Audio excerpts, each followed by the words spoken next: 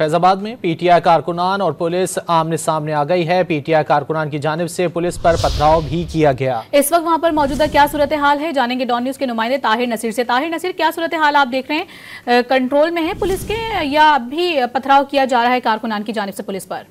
जी देखिए, कुछ देर कबल पाकिस्तान तहरीक इंसाफ के कारकुनान बड़ी तादाद में उन्होंने फैजाबाद पहुंच गए, जिसके बाद इस्लामाबाद पुलिस और कारकुनान के दरमियान जो है वो जंग शुरू हो चुकी है। कारकुनान की जानिब से पुलिस के ऊपर पथराव किया जा रहा है, जबकि कारकुनान को मुंतशिर करने के लिए इस्लामाबाद की पुलिस उनके ऊपर शेलिंग भी कर रही है। और इस वक्त सूरत हाल ये है कि इस्लामाबाद एक्सप्रेस हाईवे के इतराफ से बहुत बड़ी तादाद में जो कारकुनान है वो बाहर निकले हैं। पुलिस की नफरी भी यहाँ पे तैनात की जा रही है, कोशिश की जा रही है कि इन कारकुनान को मुंतशिर किया जाए।